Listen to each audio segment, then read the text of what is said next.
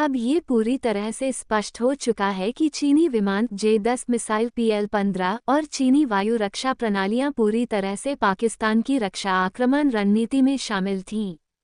Pakistani pilot चीन के विमान में थे। पाकिस्तानी सेना की उंगली चीनी मिसाइलों पर थी और उसके जनरल चीनी सेना के जनरल द्वारा बनाई गई योजनाओं पर काम कर रहे थे।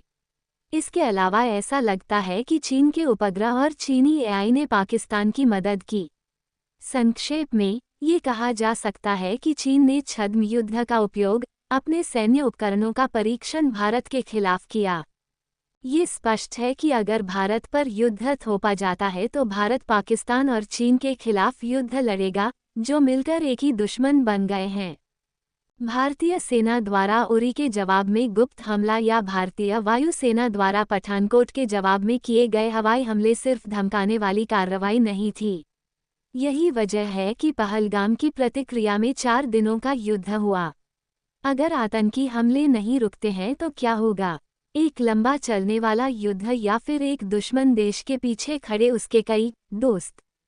भारत के विरोध के बावजूद अंतर्राष्ट्रीय मुद्रा कोष IMF ने विस्तारित निधि सुविधा EFF के तहत पाकिस्तान को $1 बिलियन दिया है, जिससे कुल संवितरण 2.1 बिलियन अमेरिकी डॉलर हो गया।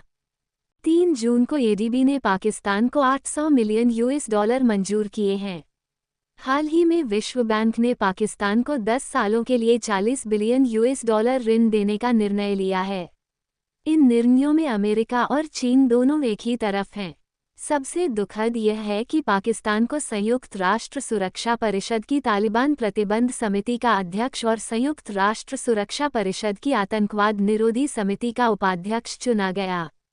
ये सब ऑपरेशन सिंदूर के दौरान और उसके बाद हुआ है, जब हमारे सांसदों के प्रतिनिधिमंडल विश्वभर के देशों को पाकिस्तान की करतूतों के बारे में बता रहे थे।